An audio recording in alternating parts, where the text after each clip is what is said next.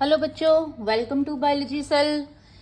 हमने human reproduction में बहुत सारे टॉपिक्स कवर कर लिए हैं। आज हम जो टॉपिक पढ़ेंगे, जैसे कि मैंने आपको प्लानर में शेड्यूल में बता दिया था कि हम पोस्ट फर्टिलाइजेशन डेवलपमेंट्स पढ़ेंगे, राइट।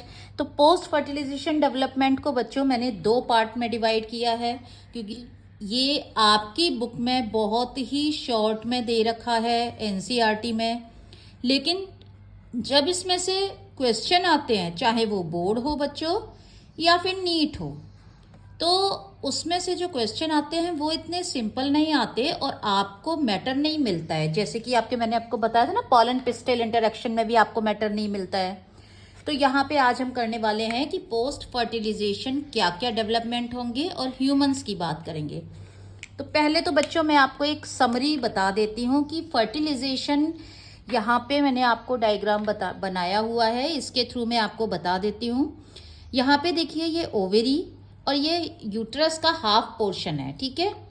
ये आपका यूट्रस का हाफ पोर्शन है, राइट वाला इधर हाफ है, जो मैंने नहीं बताया है। यहाँ ओवेरी में ये डिफरेंट आप देख सकते हैं, यहाँ पे डिफरेंट स्टेजेस हैं। ग्रेफियन फॉलिकल डेवलप हो रहा है, 14वें दिन 14th डे ओव्यूलेशन हो गया है। ये कॉर्पस ल्यूटियम है, बिकॉज हमारा काम है वो फर्टिलाइजेशन के बाद का डेवलपमेंट है, तो हम इस पे ध्यान नहीं देंगे।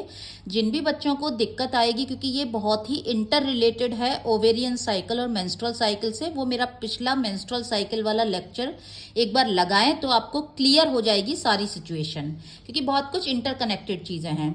ओव्यूलेशन जैसे ही होगा तो फिम्बरी उसे जो ओवम है सेकेंडरी ओसाइट उसको पकड़ लेंगे और वो धीरे धीरे फेलोपियन ट्यूब में आगे बढ़ेगा। जैसे जैसे आगे बढ़ेगा तो इधर से हम ये मान रहे हैं कि फिजिकल कांटेक्ट के थ्रू जो स्पर्म है वो इंसेमिनेट हुए हैं, कैपेसिटेशन, और वो अपनी जर्नी करके यहाँ तक पहुंचे हैं। इसके बारे में भी, जर्नी ऑफ स्पर्म भी मैंने आपको पूरा बता रखा है फर्टिलाइजेशन का। अगर कोई भी दिक्कत आती है तो एक बार उसको भी जाके चेक करिएगा। देन फर्टिलाइजेशन होने से पहले बच्चों, मैंने आपको वहाँ पे फर्टिलाइजेशन वाले लेक्चर में बिल्कुल क्लियरली बता दिया था कि एक ऊटेड स्ट्रक्चर बनती है और फिर उसके बाद दोनों फीमेल और मेल प्रो न्यूक्लियाई दोनों फ्यूज होते हैं। फर्टिलाइजेशन दोनों गैमेट के न्यूक्लियस के फ्यूज होने को ही हम फर्टिलाइजेशन कहते हैं, जिससे जाइगोट बनता है। तो यहाँ फर्टिलाइज्ड एग जाइगोट। अब हमारा पोस्ट फर्टिलाइजेशन डेवलपमेंट बच्चों, यहां से कहानी चालू होगी। हम इसे डे 1 कंसीडर करेंगे, ठीक है। जैसे ही हमारा बच्चों यहाँ जाइगोट बन जाता है, तो आपको ये भी बताया था मैंने कि जब आपको मैंने पढ़ाया था फर्टिलाइजेशन, तो मैंने आपको बताया था कि जो सेकेंडरी ओसाइट रिलीज होता है उसकी स्ट्रक्चर्स में क्या क्या लेयर होती हैं। तो यहाँ पे जो जोना पेल्यूसिडा है, जो मैंने रेड कलर से यहाँ पे दिखाई है, ये थोड़ा सा वेवी दिखाई है ऐसे, ये जोना पेल्यूसिडा हटती नहीं है। आप यहाँ देखेंगे कब हट रही है, इसको ध्यान देना बड़ा ज़रूरी है। तो जोना पेल्यूसिडा ना हटने की वजह से ये एक कॉम्पैक्ट स्ट्रक्चर रहती है और अब इसमें माइटोटिक डिवीज़न होना चालू होता है बच्चों। तो इसमें जब माइटोटिक डिवीजन होता है तो उनको हम माइटोसिस नहीं कहते हैं, क्लीवेज कहते हैं। उसके बारे में मैं आपको एक शॉर्ट डालूंगी और बता दूंगी कि माइटोसिस और क्लीवेज में क्या अंतर है, क्योंकि अगर हम यहाँ करेंगे तो बहुत लंबा लेक्चर हो जाएगा हमारा, और वो काफ़ी इंपॉर्टेंट भी है कि माइटोसिस और क्लीवेज किस तरह एक दूसरे से डिफरेंट है। तो बच्चों यहाँ पे अब आपको पता है कि जब डिवीजन पहली बार सिंगल सेल डिवाइड होगी तो 2 सेल बनेंगी, 2 से 4 बनेंगी। तो ये डे 1 है, डे 1 में 2 सेल्ड स्टेज हमें मिल गई, फर्स्ट क्लीवेज हुआ। 3 से 4 दिन में ये 4 सेल्ड स्टेज में आ गया बच्चों ये। और साथ में आप गौर करिएगा, ये आगे यूट्रस की तरफ भी शिफ्ट होता जा रहा है, ठीक है, क्योंकि इसको जाना तो यूट्रस में ही है, बेबी तो यूट्रस में ही डेवलप होगा ना। देन उसके बाद ये 4th डे पे 8 सेल्ड स्टेज है, और ये कैसी सेल्ड है इसको आप समझ सकते हैं, जैसे कि आपने एक सॉलिड बॉल है, आपने मतलब एक कोई बहुत सारी मार्बल्स ले लीजिए, आपके तो बहुत ही सॉफ्ट से आपकी प्लास्टिक की बहुत सारी बॉल्स को एक बड़े आपने बॉल के अंदर रख दिया है। ये इस तरह का है। डे 4 में 8 सेल कॉम्पैक्ट मोरूला, कॉम्पैक्ट मतलब पास है बहुत, ये इसकी खासियत है। यहाँ पे कोई कैविटी नहीं होती है, सिर्फ सेल सेल सेल सेल ही अरेंज होती हैं। देन डे 4 से 5 के अंदर ये थोड़ा और यूट्रस की कैविटी की तरफ आएगा, यूट्राइन कैविटी में, और अब ये 8 सेल से नेक्स्ट डिवीजन करके 16 सेल में आ जाएगा, और इसको हम मोरूला कहेंगे। मोरूला मलबेरी के जैसे होता है बच्चों।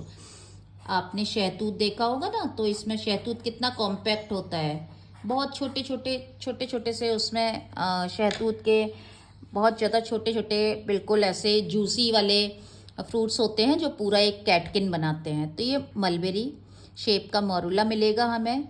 अब ये मोरूला जो है ये 5th डे ब्लास्टोसिस्ट में कन्वर्ट होना चालू होगा।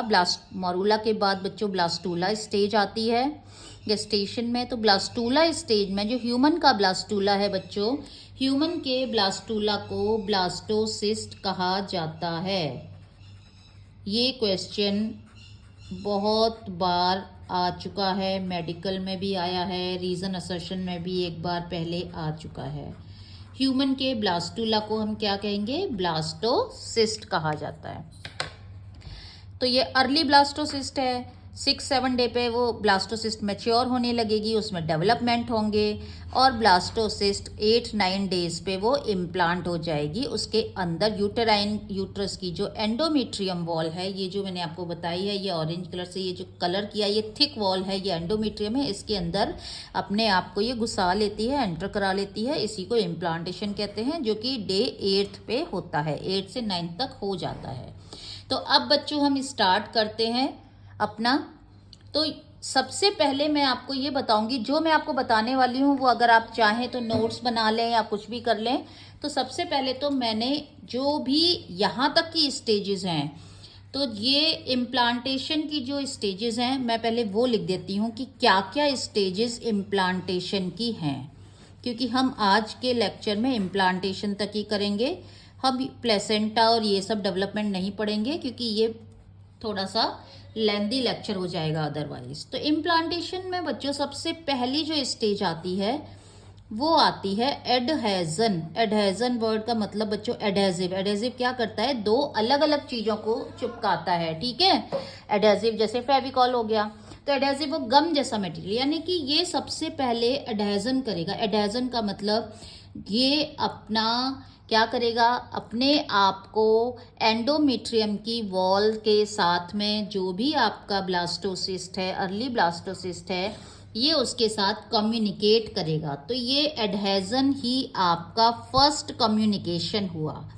एडहेजन को हम क्या कह सकते हैं बच्चों? एडहेजन को हम कह सकते हैं कि ये पहला कम्युनिकेशन होता है। किस किस के बीच होता है ये communication? Between blastocyst and uterine wall. आप एंडोमेट्रियम भी लिख सकते हैं, कोई प्रॉब्लम नहीं है। और आपको मालूम है बच्चों, बायोलॉजी है तो सारी चीज, कोई भी चीज बिना केमिकल्स के, बिना फैक्टर्स के रिसेप्टर रिसीव करने के लिए इसकी मेम्ब्रेन पे भी रिसीवर्स रिसेप्टर्स होंगे, ब्लास्टोसिस्ट के भी रिसेप्टर्स होंगे। तो हम ये कह सकते हैं कि ये किसके थ्रू होता है? रिसेप्टर्स एंड केमिकल्स के थ्रू ये रिएक्शंस होती हैं, उसके थ्रू ये पहचानता है। बिल्कुल जैसे कि आपका पॉलन पिस्टल इंटरेक्शन में या उसमें आपका फर्टिलिजन, एंटी फर्टिलिजन निकल रहा था, वो उसको पहचान रहा था, तो ऐसे ही यहाँ कुछ केमिकल ये निकालेगी, उसको पॉजिटिव सिग्नल देगी, वो उसके रिस्पॉन्ड में तो उसको रिसीव करने के लिए रिसेप्टर्स होंगे और वो उसको अपने ऊपर चिपकाएगा, ठीक है। उसको इजाज़त देगा कि ठीक है अब तुम ये एंडोमेट्रियम को तोड़ के अंदर आ सकते हो, इसको पेनिट्रेट करके। तो ये पहला आपका एडहेजन हो गया बच्चों। सेकेंड स्टेप अगर मैं कहूँ, ये डे 5 से कर रहे हैं बच्चों हम, डे 5 से डे 9 तक इम्प्लांटेशन हो रहा है। तो ये 3 स्टेजेस क्या है? ये पहली एडहेजन है, ये इसके पास आ रहा है और इससे कम्युनिकेशन करने की कोशिश कर रहा है। देन उसके बाद ये धीरे धीरे उसमें घुसने की कोशिश करेगा। घुसने की जो प्रक्रिया है, जो प्रोसेस है बच्चों, उसको हम इन्वेजन कहेंगे। इन्वेजन का मतलब पेनिट्रेट करेगा। कौन पेनिट्रेट करना चाहेगा बच्चों? डेफिनेटली ब्लास्टोसिस्ट पेनिट्रेट करना चाहेगा। और ब्लास्टोसिस्ट की बच्चों जो आउटर वाली वॉल है वो कहलाती है आपकी सिंसाइशियल टोफोब्लास्ट लेयर। तो इसके थ्रू ये इसमें पेनिट्रेट करेगा, ठीक है। इसके थ्रू इसमें ये अंदर घुसने की कोशिश करेगा। तो सिंसाइशियल ट्रोफोब्लास्ट थोड़ी आड़ी टेढ़ी ऐसी वेवी ऐसे ऐसे ऐसे ऐसे हो जाती है और इसके अंदर बहुत सारे मल्टी न्यूक्लिएटेड होते हैं, सेल अलग अलग नहीं होती हैं, न्यूक्लियस ऐसे बहुत सारे होते हैं। तो इसीलिए इसका सिंसाइशियल वही कंडीशन होती है जब मल्टी न्यूक्लिएटेड होती है, ठीक है, तैर रहे होते हैं, न्यूक्लियस एक ही साइटोप्लाज्म है। तो ये इसके आड़ा टेढ़ा ऐसे, यहाँ मैंने रेड से आपको देख लग रहा होगा, ये यहाँ पे ये ऐसे दिखाई है, तो ये यही है सिंसाइशियल ट्रोफोब्लास्ट। ठीक है, ये हो जाता है बच्चों। और फिर तीसरे में लास्टली वो क्या करता है, वो पूरा इन्वेजन के बाद वो पूरा अच्छे से उसमें इन्वेड हो गया, और इन्वेजन के बाद वो एस्टैब्लिश हो जाएगा, और एस्टैब्लिश होने के बाद यानी कि इम्प्लांटेशन आपका पूरा हो जाएगा। यही इन्वेजन के प्रोसेस में बच्चों, जो इन्वेजन एडहेजन के बाद होगा, एडहेजन से पहले ये जो कम्युनिकेशन है, डायरेक्टली कम्युनिकेशन होगा तो ये इसके पास चिपकेगा, तो इस कम्युनिकेशन को हम एपोजिशन भी कभी कभी कहते हैं। क्या कहते हैं बच्चों? एपोजिशन। मतलब उस आमना सामना हो रहा है ना उसका, तो एपोजिशन एंड इन एडहेजन आप लिख सकते हैं डबल ए। ठीक है, तो एपोजिशन मतलब आमना सामना हो रहा है, और एपोजिशन मतलब फर्स्ट कम्युनिकेशन आप एपोजिशन कह सकते हैं। उसके बाद ही रिसेप्टर्स केमिकल के थ्रू अपने आप को चिपकाएगा। चिपकाने के लिए सिंसाइशियल ट्रोफोब्लास्ट लेयर है वो दो में डिवाइड होगी, सिंसाइशियल एंड साइटोट्रोफोब्लास्ट, और फिर वो उसमें इन्वेड कर जाएगी, उसमें घुस जाएगी और अपने आप को एस्टैब्लिश कर लेगी। और इस तरह से 8th to 9th डे पे इम्प्लांटेशन पूरा हो जाएगा। तो ठीक है बच्चों, ये तो हो गया इम्प्लांटेशन का कंप्लीट प्रोसेस।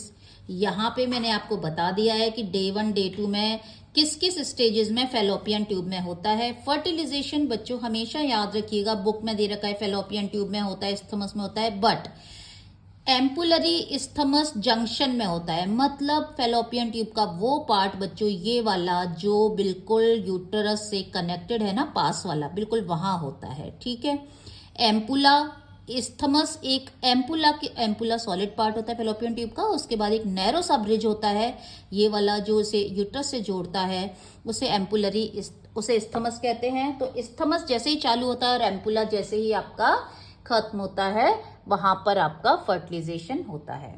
ठीक है बच्चों, अब हम क्या स्टार्ट करने वाले हैं, अब हम चालू करते हैं, क्योंकि मैंने आपको बताया कि पहले एपोजिशन होगा, मतलब कम्युनिकेशन करेंगी ब्लास्टोसिस्ट और यूट्राइन वॉल, फिर वो एडहेजन करेंगी, अपने आप को चिपकाएंगी। ठीक है, ब्लास्टोसिस्ट की आउटर लेयर अपने आप को उसकी एंडोमेट्रियम वॉल से चिपकाने की कोशिश करेगा, एडहेजन करेगा, उसके पास अटैचमेंट होगा, यानी कि एडहेजन को आप अटैचमेंट भी कह सकते हैं, कोई दिक्कत नहीं है, और फिर उसके बाद उसमें घुसेगा। तो यहाँ पे इसका मतलब बच्चों, यहाँ 3 स्टेजेस देख रहे हो ब्लास्टोसिस्ट की, तो अब इनमें क्या क्या चेंज हो रहे हैं तो मैं वो बता देती हूँ। सबसे पहला चेंज बच्चों जो ब्लास्टोसिस्ट में होगा, वो सबसे फर्स्ट चेंज जो होगा, सबसे पहले जो मॉरूला स्टेज है, मॉरूला स्टेज क्या करेगी, जैसे कि आप यहाँ देखिए, मॉरूला में आपके सॉलिड बॉल है। ठीक है, 16 सेल्ड स्टेज है, ये मॉरूला है।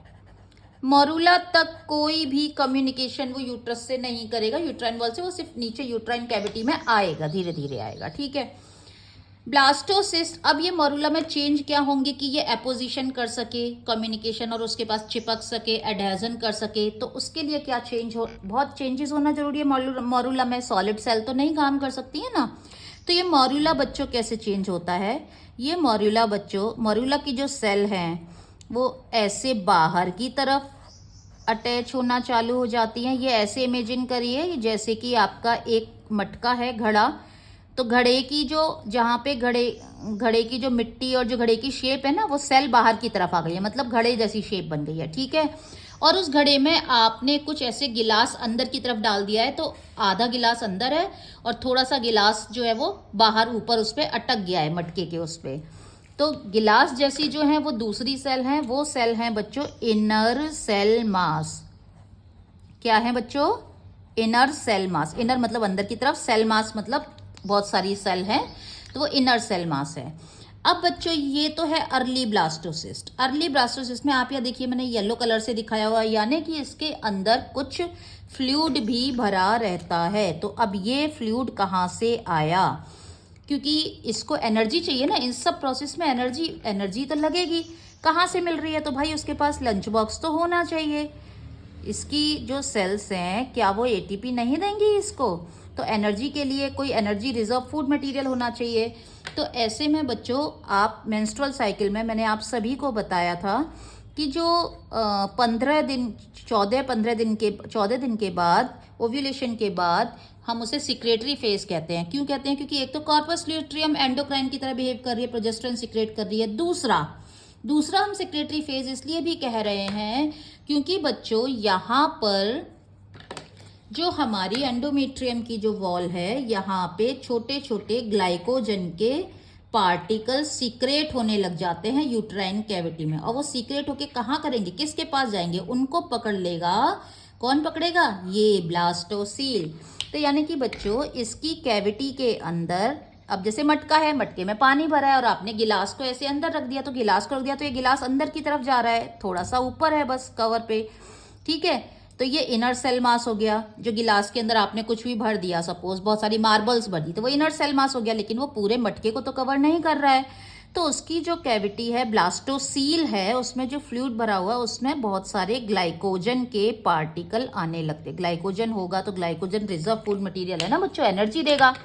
तो ग्लाइकोजन के पार्टिकल आने लगते हैं, इसीलिए यहाँ पे ये लेट ब्लास्टोसिस्ट है और इसमें धीरे धीरे ग्लाइकोजन भरने लगेगा। ग्लाइकोजन कौन प्रोवाइड करा रहा है?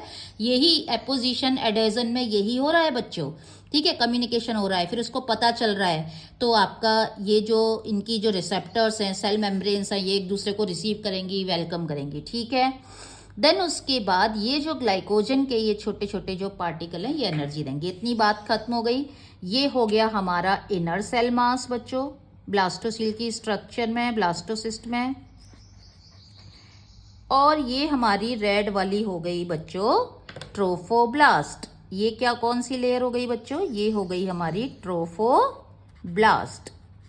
अब क्योंकि आप ये देखो कि इन्वेजन करना है, उसको अंदर जाना है, तो रिसेप्टर्स केमिकल सीक्रेट हो रहे हैं, तो डेफिनेटली इन्वेड करने के लिए उसको कुछ ना कुछ चेंजेस तो लाने पड़ेंगे ना, लाने पड़ेंगे कि नहीं? तो ये यहाँ पे जाने के लिए इसकी स्ट्रक्चर में और अपने आप को वो उसके अकॉर्डिंग ढालेगा, ठीक है। तो उसकी स्ट्रक्चर क्या है? अब मैं वो यहाँ पे लेट ब्लास्टोसिस्ट के बाद जाने के लिए जो सूटेबल स्ट्रक्चर है इम्प्लांटेशन के लिए उसको बना रही हूँ। तो ये मटके के अंदर बहुत सारे ग्लाइकोजन, उसके फ्लूइड में, उसके पानी में बहुत सारे ग्लाइकोजन के बहुत सारे पार्टिकल आ गए। मतलब जैसे कि आपने पानी में चीनी घोल ली, चीनी घोलने से एनर्जी मिलती है ना आपको, ठीक है। और वो चीनी किसने दी? ग्लाइकोजन किसने दिया? वो दिया आपको यूट्राइन वॉल ने बच्चों। अब क्या होगा बच्चों, ये जो अब की बार इनर सेल मास कोई चेंज नहीं करेगा ज़्यादा। सबसे पहले बच्चों आपकी ये जो है ना बाहर वाली ट्रोफोब्लास्ट लेयर, ये 2 में डिवाइड हो जाएगी, ठीक है। ये मतलब पहले माइटोटिकली डिवाइड करेगी, बहुत सारी सेल बनाएगी बच्चों, और ये बहुत सारी सेल 2 सेल में हो जाएंगी डिवाइड। तो एक तो अंदर अरेंज हो जाएंगी और एक हो जाएंगी बाहर की तरफ, और वो आड़ी टेढ़ी ऐसी वेवी हो जाएंगी, ऐसी अनड्यूलेटेड वेवी हो जाएंगी। और उसके अंदर बहुत सारे, यहाँ पे ग्लाइकोजन में डाल देती हूँ, इसके अंदर बहुत सारे न्यूक्लियस रहेंगे बच्चों, ठीक है बच्चों। इसके अंदर बहुत सारे न्यूक्लियस रहेंगे, यानी कि एक ही सेल है, कोई सेल डिफरेंशिएशन नहीं हो रहा है, बहुत सारे न्यूक्लियस हैं। तो ये कहलाती है बच्चों सिनसाइशियल ट्रोफोब्लास्ट। सिनसाइशियल कंडीशन वही होती है जिसमें एक सेल के अंदर बहुत सारे न्यूक्लियस होते हैं। तो ये तो कहलाती है बच्चों सिनसाइशियल ट्रोफोब्लास्ट, क्योंकि इसमें सिंगल सेल है और मल्टी न्यूक्लिएटेड है, और यहाँ पे बहुत सारी सेल अरेंज हो गई हैं। मतलब आपने क्या कर दिया, वो जो मटका है ना, मटके के ऊपर अब आपने एक बड़ा सा कपड़ा लगा दिया रेड कलर का, क्योंकि सो दैट की मटका लगा देते हैं ना कपड़ा, सो दैट की मटके का पानी ज़्यादा ठंडा रहे। तो अब मटके, एक कपड़े की लेयर हो गई और एक अंदर मटके की हो गई। मटके वाली जो अर्दनवेयर है मटके की, वो तो एकदम स्ट्रिक्ट है, और जो कपड़ा है वो थोड़े उसमें श्रिंकनेस आ जाती है ना, फोल्ड्स वगैरह। तो आप ऐसे समझने के लिए मैंने आपको देखो कितना अच्छा प्रैक्टिकल बिल्कुल इमेजिनेशन करके बता दिया है। और बच्चों ये जो है, ये अरेंज हुई हैं जो सेल, ये कहलाती हैं साइटोट्रोफोब्लास्ट। ट्रोफोब्लास्ट लेयर है, और साइटो का मतलब उस प्रॉपर सेल हैं यहाँ पे, और इनर सेल मास तो रहेगा ही। अच्छा बच्चों, जो इन्वेजन होता है ना, यहाँ पे इन्वेजन मतलब घुसेगा ना, वो हमेशा आप ये देखो, ये नॉब है ना जो एम्ब्रियोनिक मास की इधर की तरफ से घुसेगा, मैंने हमेशा यहीं से घुसाया, ठीक है। यहीं से ही ये इम्प्लांट होगा, मतलब एक तरह से ये इसका हेड है, आप ये समझ सकते हैं, ठीक है। तो ये जो साइटोट्रोफोब्लास्ट है और जो सिंसाइशियल ट्रोफोब्लास्ट है, तो ये जो सिंसाइशियल ट्रोफोब्लास्ट है ना, मैंने यहाँ पे ऐसे अंड्यूलेटिंग जो दिखाई है, ये है, ये ऐसी, ये ही इसकी हेल्प करती है इसके अंदर ऐसे ऐसे ऐसे ऐसे करके इन्वेड करने में, ठीक है। अब बच्चों यहाँ पे आप एक चीज गौर करिए, मैंने सिर्फ अर्ली ब्लास्टोसिस, जब तक वो इम्प्लांट नहीं हुआ है, इन्वेड नहीं किया है, तब तक उसके अंदर इनफेक्ट एडेजन एपोजिशन तक ही उसके पास जोना पेल्यूसिडा की लेयर है। जोना पेल्यूसिडा जैसे ही जब वो ब्लास्टोसिस्ट में आएगा तो वो खत्म हो जाएगी, जैसे ही वो यूट्राइन वॉल के पास एपोजिशन की कंडीशन में आएगा तो वो हट जाएगी, क्योंकि अब जोना पेल्यूसिडा जब तक रहेगी तो वो उसको टफ बनाएगी ना, तो वो बढ़ नहीं सकता। तो ये ऐसे अंड्यूलेटिंग और ये सब स्ट्रक्चर्स नहीं बनेंगी ना, ऐसे आड़ा टेढ़ा फैल नहीं सकती ना स्ट्रक्चर, तो बस इसीलिए, ठीक है। फर्टिलाइजेशन बच्चों वेरिएशंस लेकर आता है, इसीलिए एवोल्यूशन का पॉसिबिलिटीज फर्टिलाइजेशन के साथ ही होती हैं। अब एक चीज़ और मैं बता देती हूँ यहीं पर कि जो प्रेगनेंसी जब स्टार्ट होती है बच्चों, तो यहाँ पे जो कॉर्पस ल्यूटियम होता है ओवरी में, वो आपका सिक्रेट कर रहा होता है प्रोजेस्टेरॉन, ठीक है। लेकिन बाद में वो अब एलएच जो हार्मोन है, प्रोजेस्टेरॉन और एलएच का आपको पता है ना, एलएच आपका ओव्यूलेशन के लिए बहुत ज़रूरी था, ये सब था, ठीक है। तो यहाँ पे जब इम्प्लांटेशन होता है तो जो ट्रोफोब्लास्ट जो होती है वो उसकी लिटिक एंजाइम के थ्रू इसको ब्रेक करके पहुँच गई, ठीक है। अब ये जो ट्रोफोब्लास्ट की लेयर हैं ये एक एंजाइम निकालने लगती हैं बच्चों, और इस एंजाइम का नाम है, ट्रोफोब्लास्ट की लेयर बच्चों एक एंजाइम निकालेंगी और उसका नाम है HCG। अब आप कहेंगे मैडम इसका क्या काम है, तो बच्चों इसका काम ये है, ह्यूमन कोरियोनिक गोनेडोट्रोपिन। ये बच्चों जो ट्रोफोब्लास्ट की सेल है ये रिलीज करने लगती हैं HCG, और HCG आपका किसके जैसा मिमिक करता है, ये बिल्कुल आपका रखा बना जुड़वा भाई है LH हार्मोन, ल्यूटिनाइजिंग हार्मोन के जैसे मिमिक करता है। और ल्यूटिनाइजिंग हार्मोन तो आपको पता है ल्यूटिनाइजिंग रहेगा तो कॉर्पस ल्यूटियम को मेंटेन करने का काम करता है ल्यूटिनाइजिंग हार्मोन, ठीक है। लेकिन कॉर्पस ल्यूटियम तो चाहे प्रेगनेंसी एस्टेब्लिश हो या ना हो, देखो अगर फर्टिलाइजेशन नहीं हुआ ना बच्चों तो फीमेल में मेंस्ट्रुअल डेज स्टार्ट हो जाते हैं, ठीक है। जो एग है वो यहाँ आके डिजनरेट हो जाएगा और एंडोमेट्रियम शेड हो जाएगी। लेकिन अगर प्रेगनेंसी एस्टेब्लिश हो जाती है, जाइगोट बन जाता है, तो 9 मंथ के लिए मेंस्ट्रुअल जो साइकिल है वो रुक जाती है। लेकिन ये कॉर्पस ल्यूटियम तो 15 दिन बाद खत्म हो जाएगा। तो progesterone is pregnancy maintaining hormone. Progesterone कैसा हार्मोन है, प्रेगनेंसी को मेंटेन करने वाला है, यानी कि प्रोजेस्टेरॉन तो बनते रहना चाहिए। तो भाई प्रोजेस्टेरॉन को कौन बनाएगा, तो कॉर्पस ल्यूटियम तो वैसे भी खत्म ही हो जाएगा, चाहे मेंस्ट्रुअल साइकिल स्टार्ट हो चाहे ना हो, मतलब फर्टिलाइजेशन हो चाहे ना हो, तो ये तो प्रेगनेंसी के लिए हार्मोन है। तो यहाँ पर बच्चों ट्रोफोब्लास्ट HCG सीक्रेट करता रहता है, ये LH के जैसा होता है बिल्कुल, और जो LH है इसकी वजह से आपका जो LH है वो प्रेगनेंसी को मेंटेन करता है। तो इसीलिए फर्स्ट स्टार्टिंग में जो ग्रेविडनेस टेस्ट होता है ना आपका प्रेगनेंसी वाला, उस टेस्ट में क्योंकि ये HCG जब होगा रिलीज होगा तो ये ब्लड और यूरिन में भी आएगा फीमेल के, स्टार्टिंग में इम्प्लांटेशन होगा उसके बाद से आने लग जाएगा, क्योंकि जैसे ही ब्लास्टोसील बनेगी तो यही प्रेगनेंसी डिटेक्शन टेस्ट होता है जिसमें HCG को देखा जाता है, ठीक है। तो प्लेसेंटा जब तो शुरुआत में तो आपका ये रिलीज करेगा हार्मोन, ठीक है, और बाद में आपका प्लेसेंटा रिलीज करने लग जाएगा। तो अभी प्लेसेंटा बनने में तो टाइम है 1-1.5 महीने, तो तब तक यही करेगा। तो इस तरह से बच्चों ये इम्प्लांटेशन का प्रोसेस हो गया है। नेक्स्ट लेक्चर में मैं आपको इम्प्लांटेशन के बाद के प्रोसेसेस समझा दूंगी। देन जब तक आप ऐप पे जाइए, वहाँ पे मैंने कुछ आपकी सारी इमेजेस दे रखी हैं, हिंदी इंग्लिश आपके कुछ मैंने नोट्स भी दे रखे हैं, और बाकी का आपको बहुत सारी मटेरियल भी मिलेगा। और पोस्ट पे डेली आप कम्युनिकेट करिएगा, वहाँ पे अटेम्प्ट करिएगा, आपको काफ़ी सारे MCQs मिलेंगे।